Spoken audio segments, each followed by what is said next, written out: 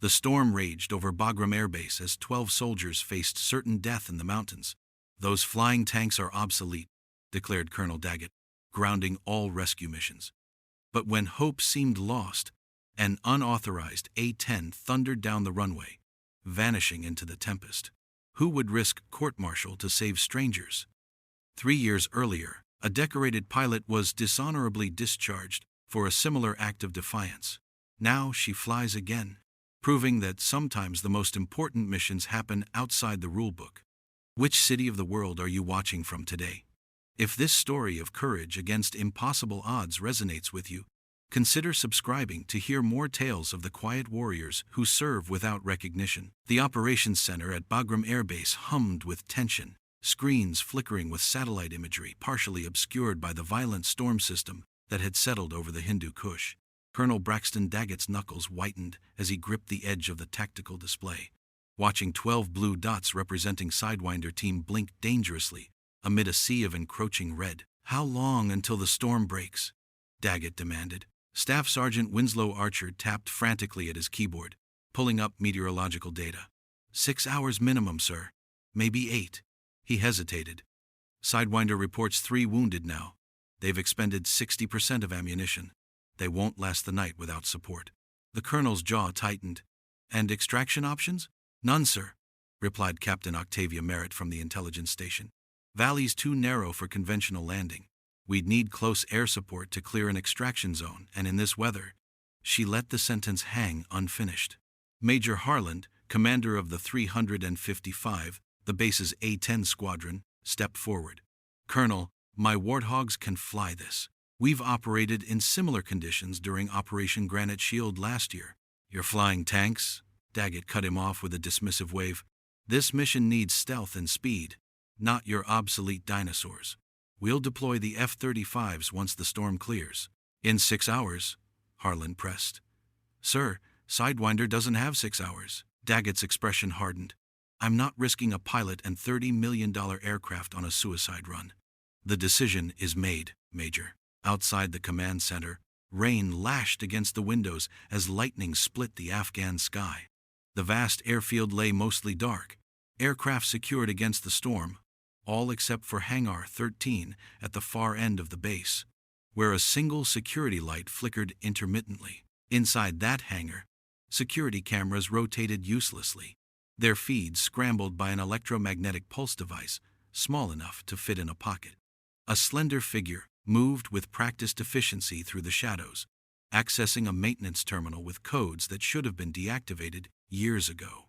The figure wore standard flight gear, weathered and faded except for a single patch partially obscured by duct tape. A black raven with talons extended, the number 13 barely visible beneath the tape. The terminal screen cast blue light across the intruder's concentrated expression as it displayed tactical data about Sidewinder's position, the storm system, and the maintenance status of A-10 tail number 967. 20 minutes later, Crew Chief Zebulon Z. Maldonado frowned at his tablet as he made final rounds. Something was wrong with the inventory system. According to the logs, A-10 tail number 967 was simultaneously in 2 places, scheduled for maintenance and flight prep complete. "That's impossible," he muttered, picking up his pace toward Hangar 13, rain pelting his maintenance coveralls. He arrived just in time to see the massive hangar doors partially open, a dark shape rolling toward the taxiway, running lights extinguished. "Hey!" he shouted into his radio. "Unauthorized aircraft movement at Hangar 13. Who authorized this?" The rest of his transmission was drowned out by the distinctive roar of twin General Electric TF-34 engines coming to life. The A-10 was already moving, accelerating down the runway, without clearance, without lights, without hope of surviving the storm waiting beyond the airfield. In the control tower, alarms blared. "Unidentified aircraft, you are not cleared for takeoff." The air traffic controller's voice edged toward panic. "Return to hangar immediately." No response came as the A-10 lifted off, immediately banking into the heart of the storm and vanishing from visual contact. Colonel Daggett burst into the tower. "What is happening? Who's in that aircraft?" "Unknown, sir," replied the controller. "They're not responding on any channel." Scramble security to Hangar 13, Daggett ordered. I want to know who's responsible for this breach now. As security forces converged on the empty hangar, Major Harland caught up with Z sheltering beneath an overhang. Talk to me, Chief, Harland said quietly, keeping his back to the security cameras. What did you see? Z shook his head. Nothing clear, sir. But, he hesitated, lowering his voice. The way that Hogg moved on takeoff, the roll pattern, it reminded me of someone. Don't say it, Harland interrupted, glancing over his shoulder. Don't even think it. But his eyes betrayed him, revealing both hope and fear as he stared into the storm. If it is her, God help anyone who gets in her way. Lightning illuminated the air traffic control radar for a split second, showing the A-10's transponder signal flickering weakly before disappearing completely into the electronic darkness of the storm. The operations center had become a hive of confusion.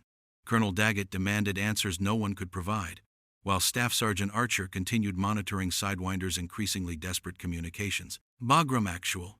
This is Sidewinder lead, came the strained voice of Staff Sergeant Brielle Kovac. We have multiple wounded and hostiles closing from 3 sides. Request immediate air support. Over. Archer looked helplessly toward Colonel Daggett, who shook his head almost imperceptibly. Sidewinder lead. This is Bagram actual, Archer replied, the professional mask of his voice cracking slightly. Air support is unavailable due to weather conditions.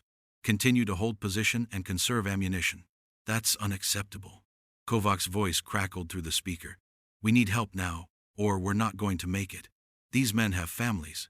The transmission cut off abruptly as another officer took the microphone from Archer. Maintain radio discipline, Sidewinder. Help is coming as soon as conditions permit. In the mountainous valley 60 miles north, Kovac threw her radio down in frustration. Around her, the remains of Sidewinder team had established a defensive perimeter within a cluster of boulder formations. 3 soldiers lay wounded in the center, while the remaining 9 maintained watch positions, ammunition running dangerously low. What did they say? Asked Specialist Thorne, blood seeping through a makeshift bandage on his shoulder. Kovac checked her weapon. They're hanging us out to dry. Storm's too bad for air support. So that's it? Thorne's voice hollowed. We just die here? Before Kovac could respond, her radio crackled with unexpected static. She snatched it up, expecting Bagram, but instead heard a voice she didn't recognize, female, calm, and absolutely unauthorized. Sidewinder, this is Raven 1-3. I need your exact position for gun run. Mark with infrared if you have it. Kovac and Thorne exchanged confused glances. Who is this? Kovac demanded. This is a restricted channel. Someone who doesn't leave people behind, came the terse reply. I'm inbound through the northern pass. You have hostiles approaching from east and south ridgelines. Mark your position now, or I'm flying blind. Kovac hesitated only a moment before making her decision. Deploy IR markers, she ordered, and pop 2 red flares. Whatever happens, be ready to move. Within the cockpit of the unauthorized A-10, the pilot banked hard between mountain peaks, flying dangerously low through rain and wind that would have grounded any sensible aviator. Her instruments flickered unreliably, forcing her to fly almost entirely by visual reference. A nearly impossible task in the storm-darkened valley. The pilot's breathing remained steady, measured, as she pushed the aircraft beyond its supposed limitations, beyond safety protocols, beyond reason. Her eyes, the only part of her face visible between oxygen mask and helmet, showed focused intensity, not fear. Then, through a momentary break in the clouds, 2 red flares rising from the valley floor. Target acquired, she murmured to herself, rolling the aircraft into attack position. Raven 1-3. Engaging. In the operations center at Bagram, the unexpected transmission had caused confusion verging on chaos. Who is Raven 1-3? Colonel Daggett demanded. There is no Raven 1-3 in any squadron on this base.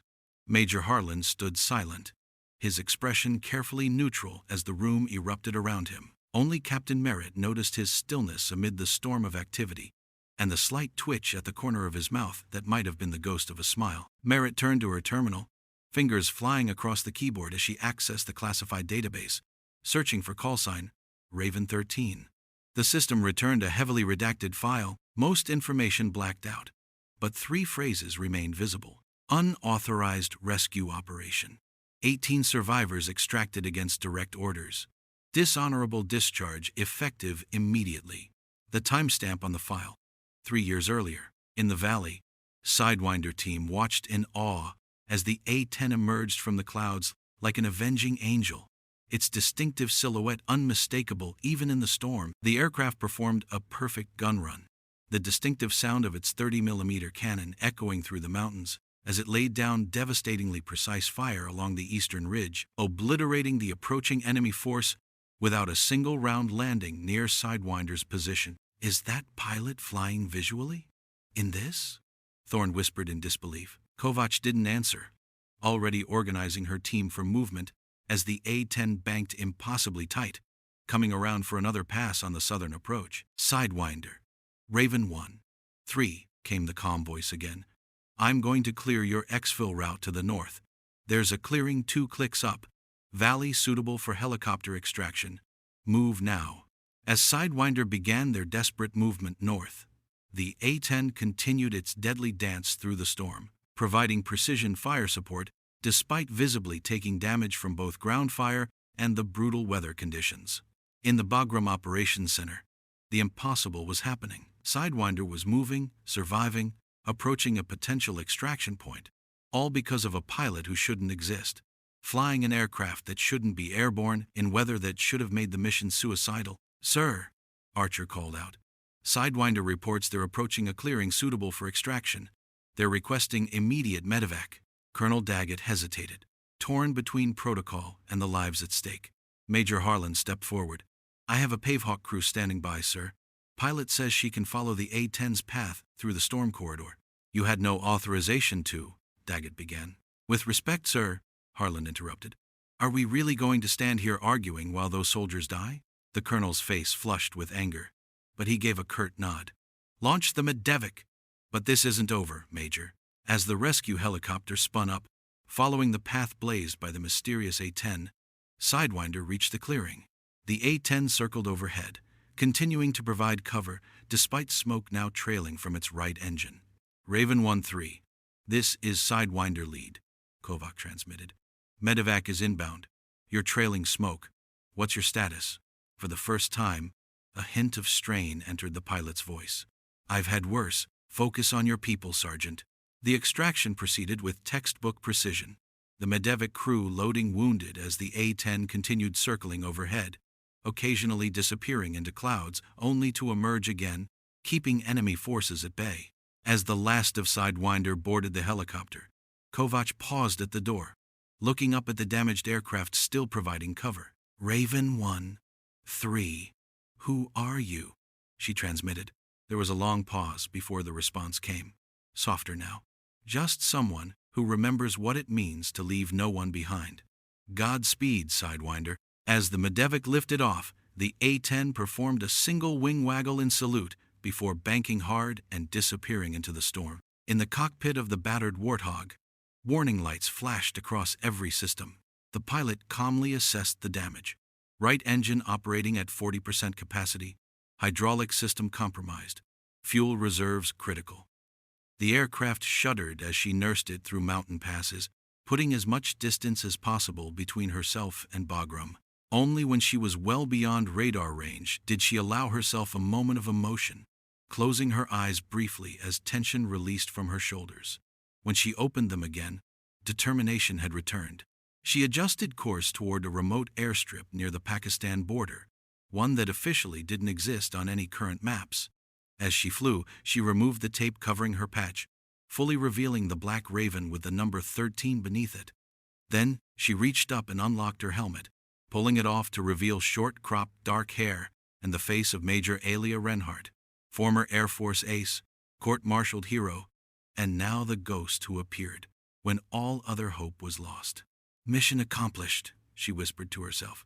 For now. 3 days after the miracle rescue of Sidewinder team, Captain Octavia Merritt stood alone in the pre-dawn light, surveying the empty revetment where A-10 tail number 967 should have been.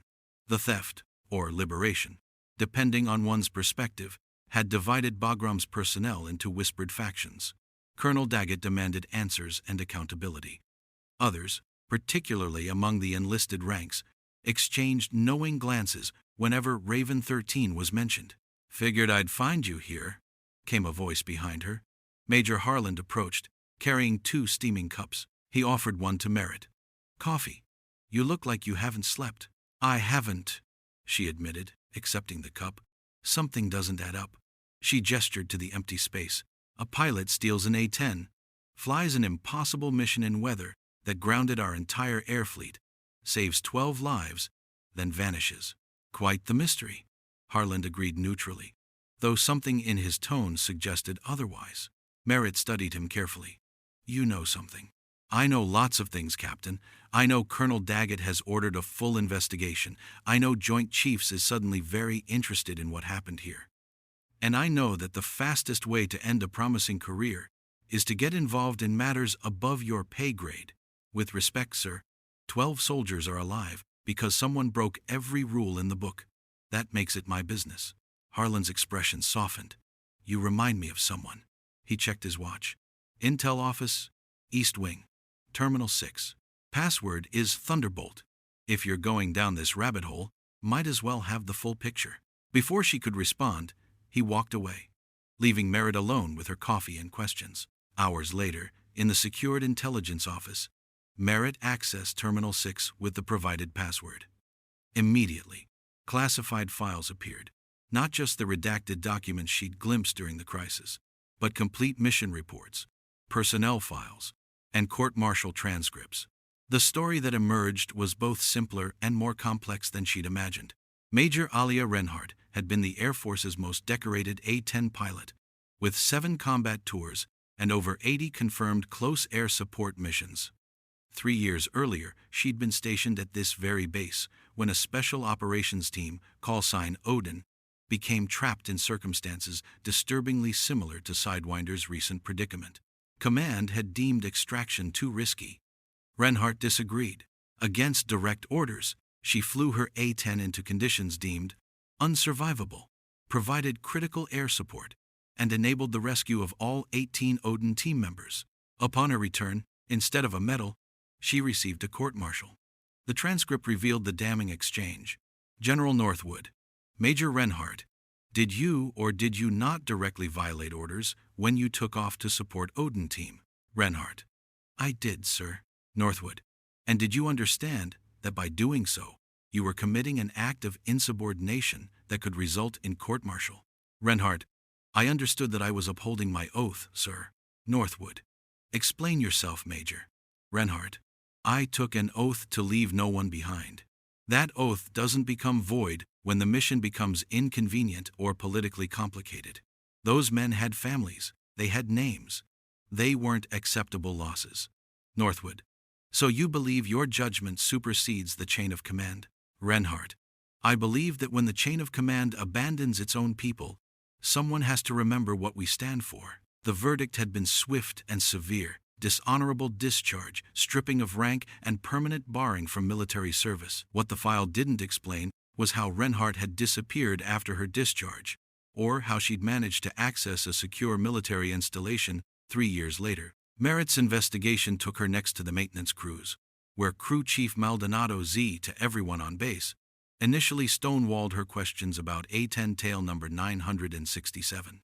"Can't help you, Captain," he said, focused intently on an engine component. "I just turn wrenches." "Cut the act, Chief," Merritt replied.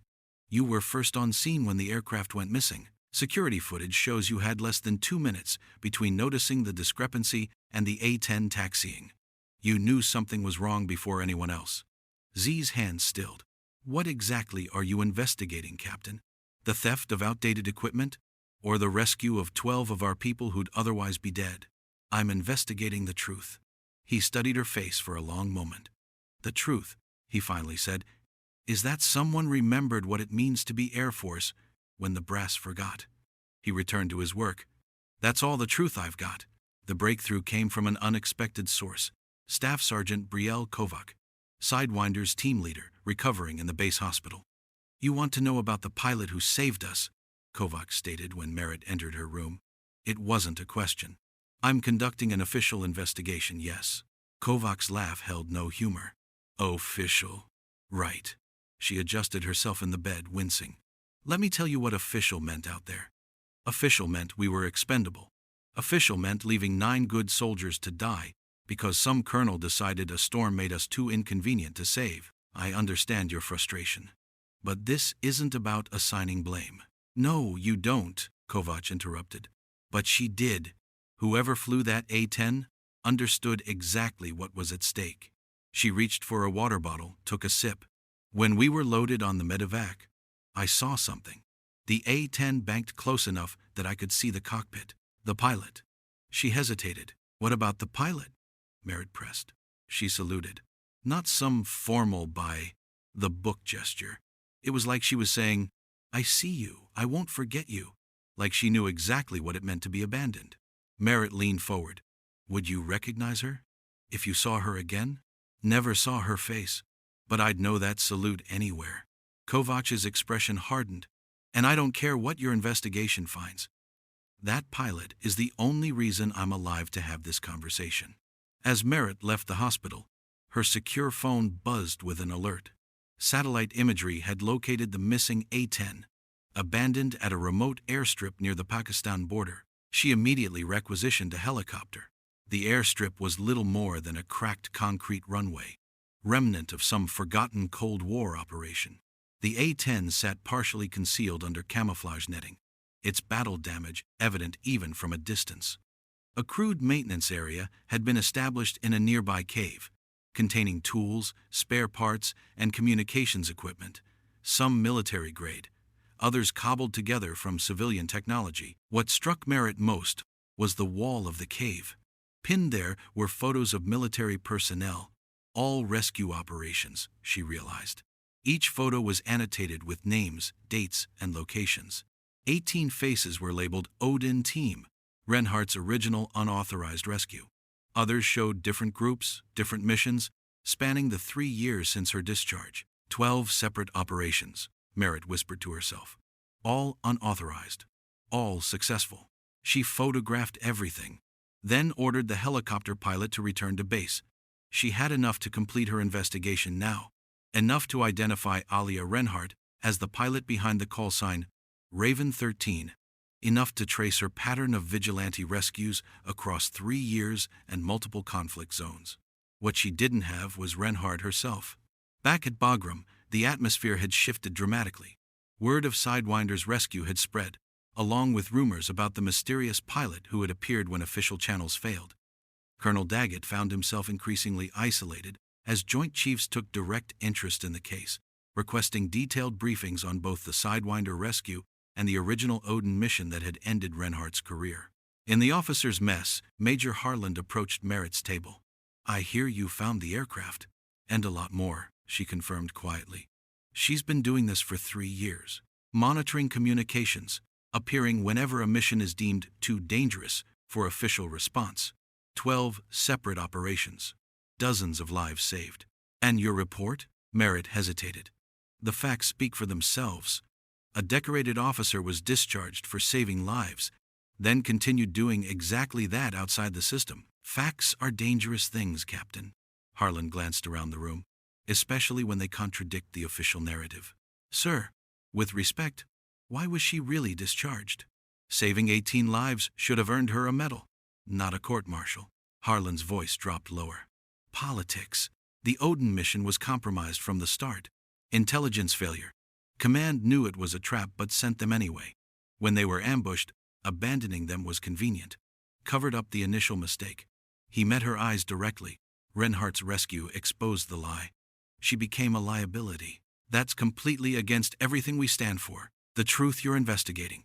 He stood to leave. Choose carefully what you do with it. That evening, as Merritt finalized her report, her secure terminal pinged with an encrypted message from an untraceable source. You're asking the right questions. Wrong location. Check supply depot surveillance. 200 hours. 3 nights ago. A friend. She accessed the security footage to find a brief, grainy clip. A figure moving through the supply depot, gathering medical supplies and rations. For just a moment, the person looked directly at the camera, as if aware they were being recorded. Despite the poor quality, the face was unmistakable. matching the personnel file of Major Alia Reinhardt. The next morning, Colonel Daggett called a briefing, his mood thunderous. The Joint Chiefs have ordered a full inquiry into this incident, superseding our investigation. Captain Merritt, you will surrender all findings to the inquiry team arriving tomorrow. Sir, she acknowledged, knowing her complete report was already backed up on secure servers. This entire affair has undermined command authority and protocols, Daggett continued. I want it made absolutely clear that, while the rescue of Sidewinder team was fortunate, the actions of this rogue pilot endangered everyone involved and set a dangerous precedent for insubordination. The briefing room door opened, interrupting him. A woman in a faded flight suit walked in, her bearing unmistakably military, despite the civilian clothes. Collective breath caught as recognition spread through the room. If you're looking for Raven 1-3, said Alia Reinhardt, her voice matching the calm transmissions from the storm, you found her. I'll accept whatever consequences come my way. Before anyone could react, the door opened again. Staff Sergeant Kovac entered, supported by a cane, followed by other members of Sidewinder team. All who could walk had come. Behind them streamed more personnel, including soldiers from other units, maintenance crew, even medical staff. They formed a silent phalanx behind Reinhardt. Kovac spoke first. We heard there was some question about whether our rescue was authorized. We thought we'd come remind everyone what's really at stake. Colonel Daggett's face flushed. This is an official briefing. You have no right to interrupt. They have every right, came a new voice as General Eleanor Blackwood entered, Joint Chief's insignia prominent on her uniform, as do the 18 members of Odin team, who are currently en route to testify at the inquiry. She surveyed the room with steel in her gaze. It seems we have a lot to discuss about what authorization really means when lives are on the line. The inquiry lasted 7 days, unfolding in a secure conference room that had become the epicenter of Bagram Air Base's attention. Personnel found excuses to pass by, hoping to glimpse proceedings through briefly open doors. Rumors and speculation flew through barracks and mess halls. Through it all, Alia Reinhardt remained a study in composed dignity, answering questions with the same calm precision she brought to her flying.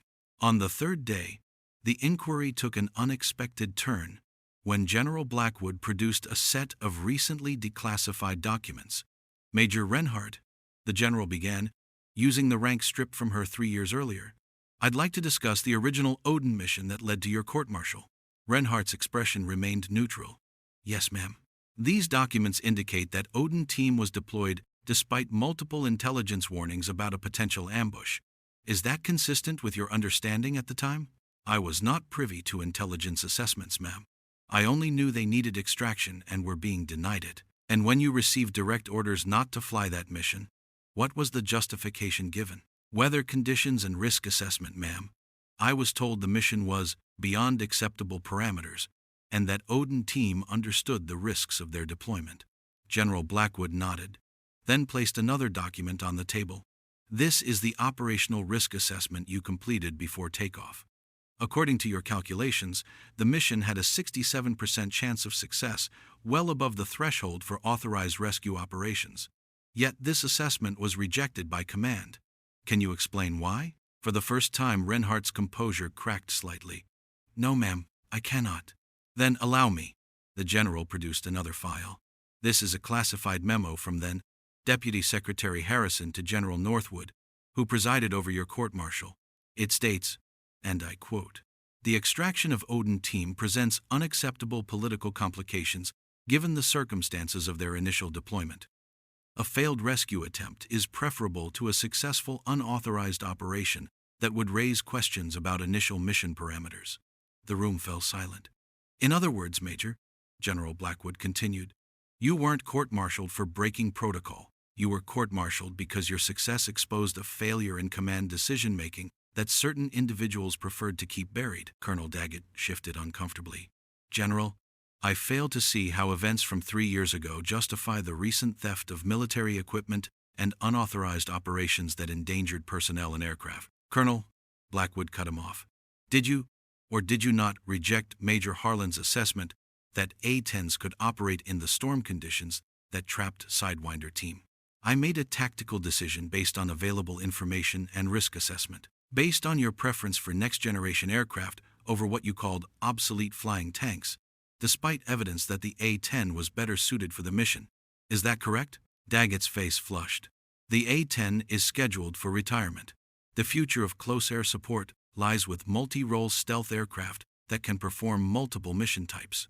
That weren't available when our people needed them, Blackwood finished for him, while an obsolete aircraft, piloted by someone you considered expendable, saved 12 lives. She turned back to Reinhardt. Which brings us to the present situation. The proceedings shifted to testimony from those Reinhardt had saved over the years. Staff Sergeant Kovac described the rescue in vivid detail, emphasizing the precision of the A-10's gun runs despite impossible conditions. Others came forward. Members of units rescued in operations that had never made official reports, missions that existed only as success stories whispered among combat teams. Captain Merritt presented her investigation findings, including the hidden base where Reinhardt had operated for 3 years, monitoring communications and appearing when official channels failed. She created her own intelligence network, Merritt explained, displaying photos of the cave wall covered with mission details, using salvaged equipment and maintaining an aircraft that technically didn't exist anymore, all while officially being barred from military service. And how did you finance these operations, Major Reinhardt? General Blackwood asked. Reinhardt hesitated before answering. I sold everything I had after my discharge. It wasn't much, but A-10 parts are surprisingly affordable when they're classified as surplus. For fuel and critical components, I had assistance. All eyes turned to Major Harland, who straightened in his chair. I redirected maintenance resources occasionally, yes. I considered it essential mission support.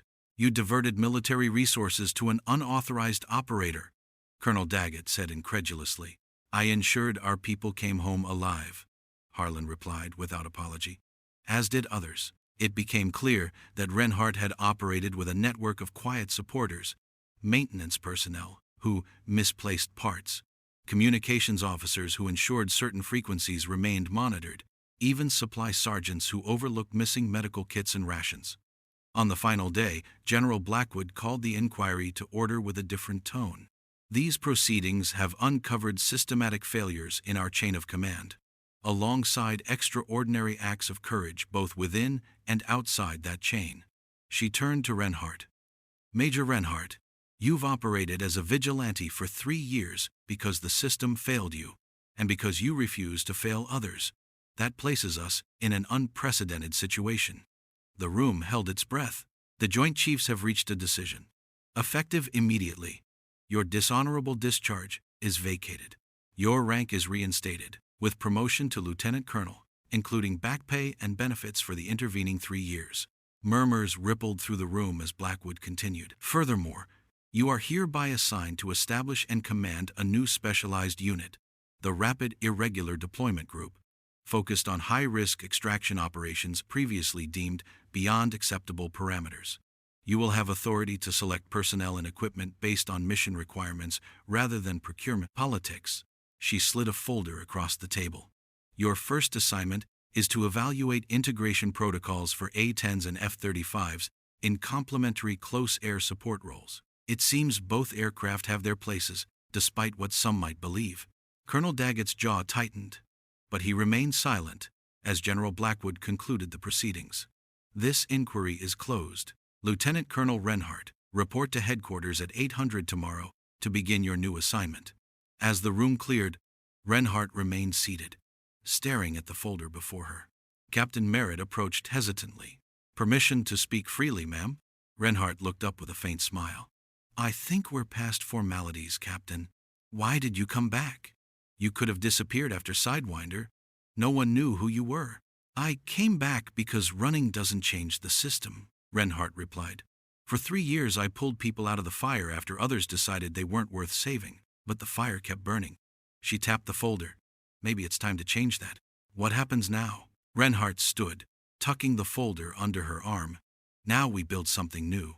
Something that remembers why we're really here.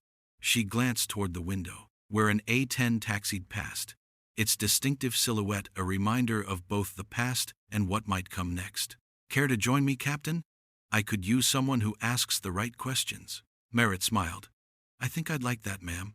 6 months after the inquiry that shook the foundations of Bagram Air Base, the newly formed Rapid Irregular Deployment Group received its first official mission.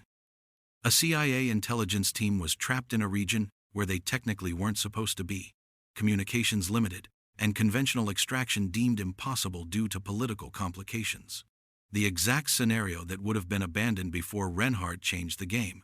Lieutenant Colonel Alia Reinhardt stood before a digital map in the RIDG Operations Center, her newly issued uniform still stiff with newness, the Raven insignia now official on her shoulder. Terrain makes this complex, she explained to the assembled pilots. Mountain range to the east, hostile forces concentrated in these 3 villages. And the team is here, in this valley with limited cover. Conventional wisdom says this is impossible. Captain Merritt, now serving as RIDG's intelligence officer, stepped forward. Satellite shows a weather system moving in from the northwest. Most air assets would be grounded within 6 hours. Reinhardt smiled slightly. Most air assets aren't us. She turned to the assembled pilots, a mix of veteran A-10 drivers and younger F-35 pilots who had requested transfer to the unconventional unit. Major Harland, your A-10 squadron will establish the corridor. Lieutenant Whitlock, your F-35s will handle perimeter security and electronic countermeasures. We fly in 3 hours. As the briefing dispersed, Colonel Daggett, who had been reassigned to administrative oversight after the inquiry, watched from the doorway with a thinly veiled expression of skepticism. This is what your new unit does, Colonel Reinhardt?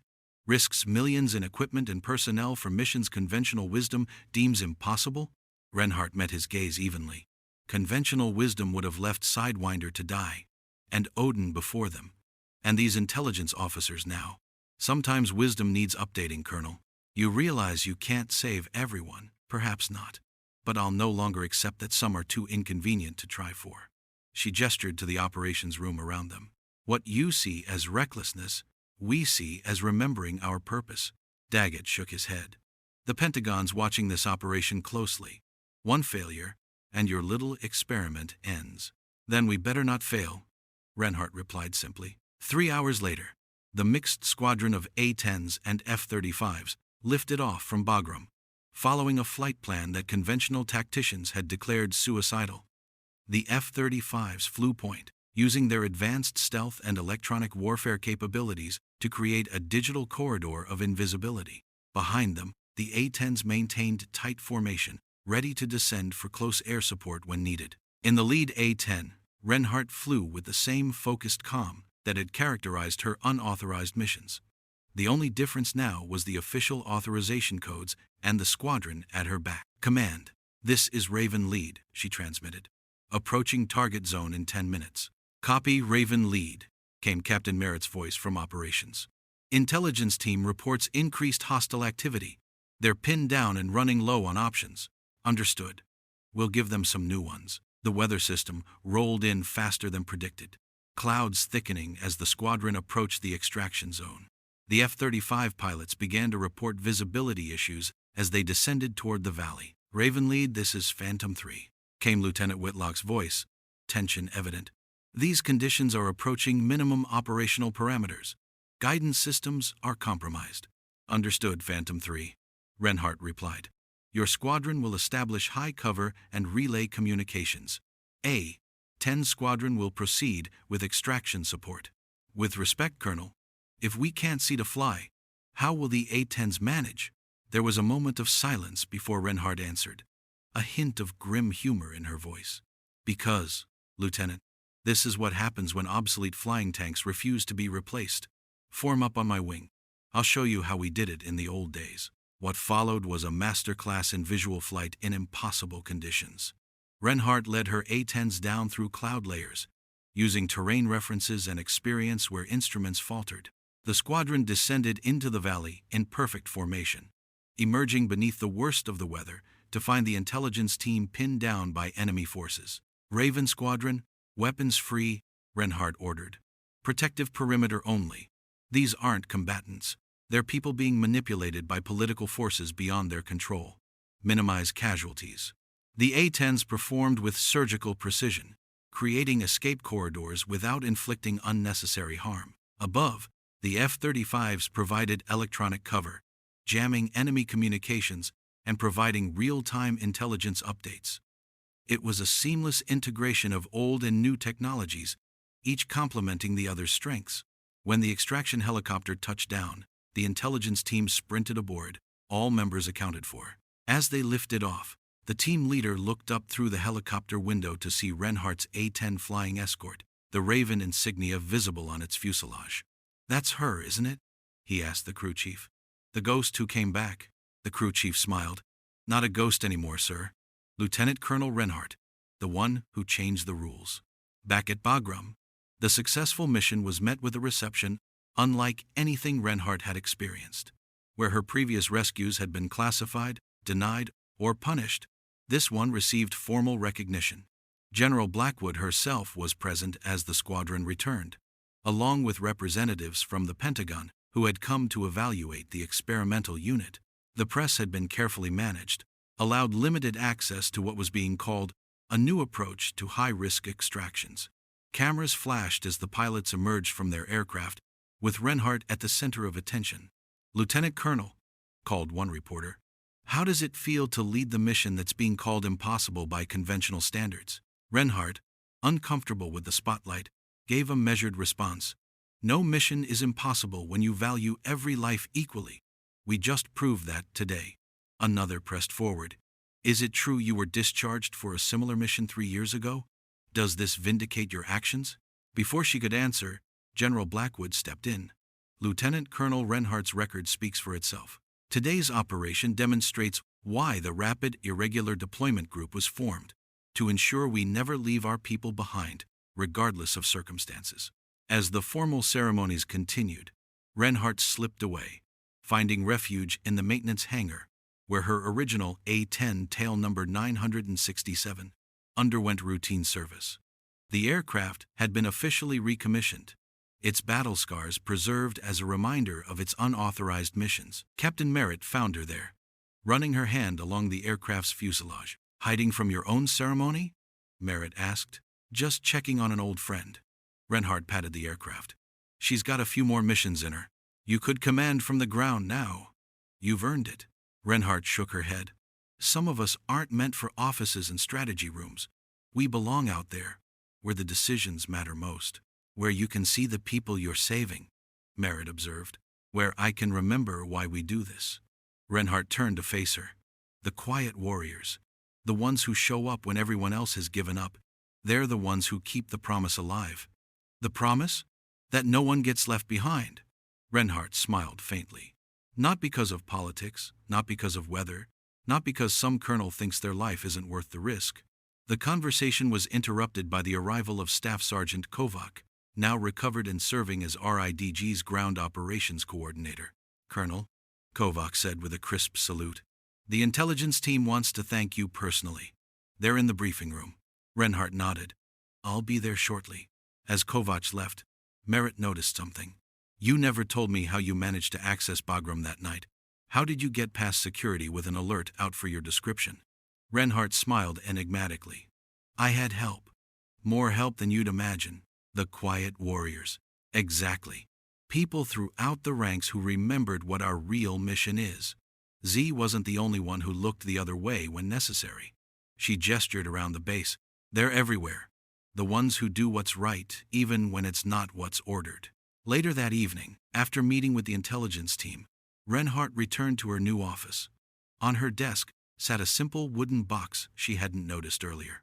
Opening it, she found 18 challenge coins inside, each engraved with the Odin team insignia. A note accompanied them. "We were never able to thank you properly. Until now. From the men who lived because you remembered your oath." Reinhardt ran her finger over one of the coins, emotion briefly overcoming her composed exterior. A knock at the door made her quickly close the box. "Enter," she called. General Blackwood stepped in, closing the door behind her. The Pentagon observers were impressed. The Joint Chiefs have approved full operational status for RIDG, with expanded resources. "Thank you, General. That's excellent news." Blackwood took a seat across from Reinhardt. "I've been reviewing the files from your unauthorized operations. 12 separate missions, 27 lives saved, all while operating with salvaged equipment and no official support. It's remarkable. I had help, yes. Your network of quiet supporters. That's actually why I'm here. Blackwood leaned forward.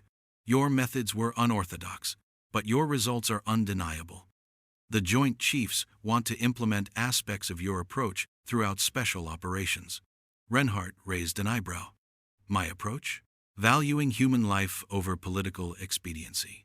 Integration of technologies based on mission requirements rather than procurement politics. And most importantly, acknowledging that sometimes the right decision isn't the one in the manual. That's a significant shift in philosophy, General. Indeed. Which is why you've been selected to help implement it. Blackwood slid a folder across the desk.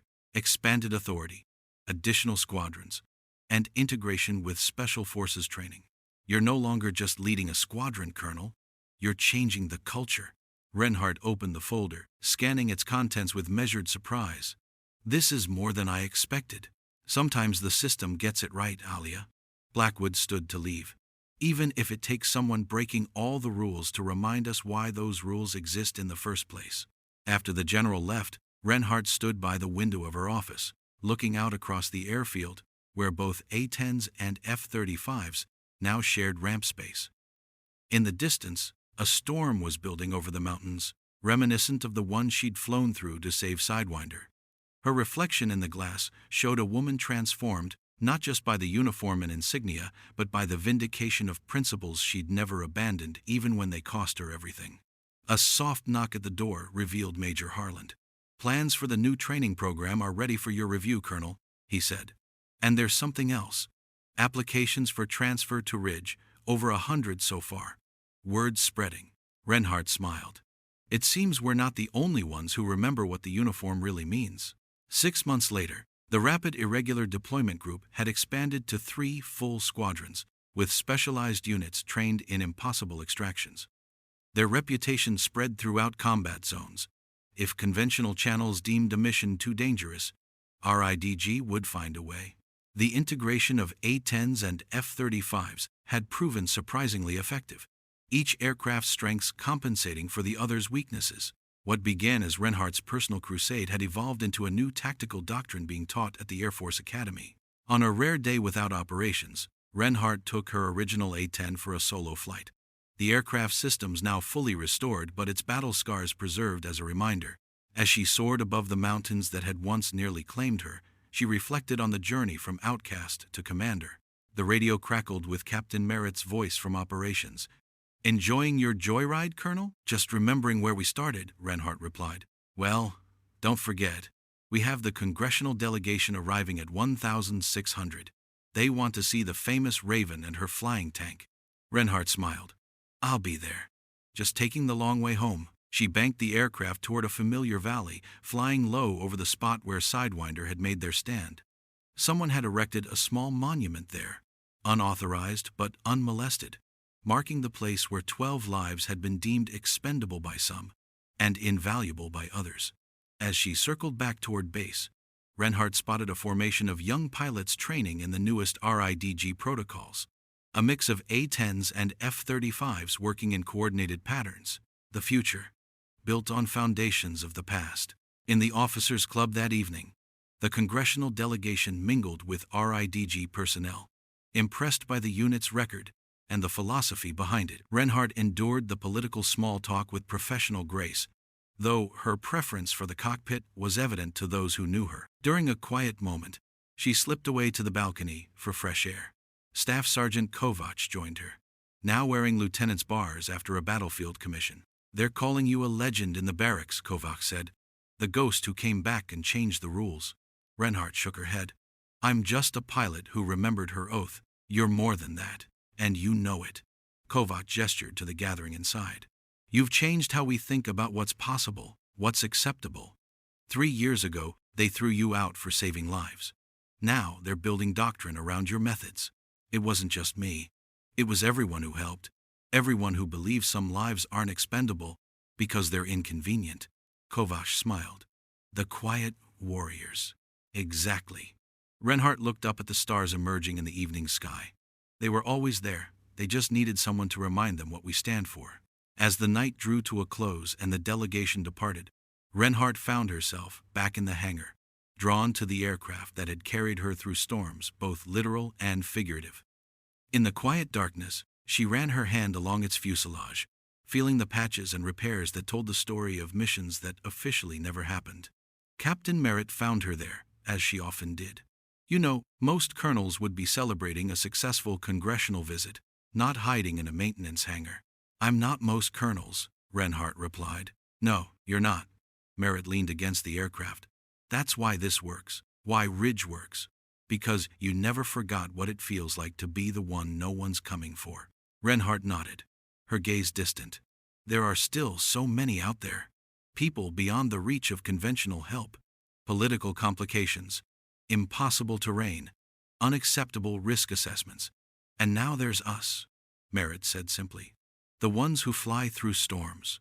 The ones who remember, Reinhardt corrected softly. That's all it ever was. Remembering why we wear the uniform. As they walked from the hangar, the setting sun cast long shadows across the airfield, silhouetting the distinctive shape of the A-10 against the golden light. On its fuselage, freshly painted alongside the official Air Force markings, the call sign Raven 13 gleamed, no longer a ghost but a promise made visible. Across the tarmac, the next generation of pilots trained for missions once deemed impossible.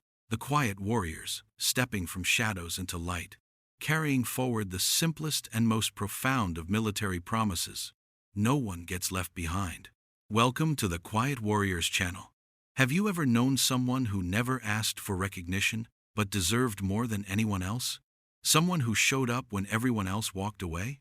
These are the stories we tell, not of medals and ceremonies, but of the moments when one person refused to accept that others were expendable. Share your story below. Sometimes the greatest heroes are the ones whose names we never learn until now.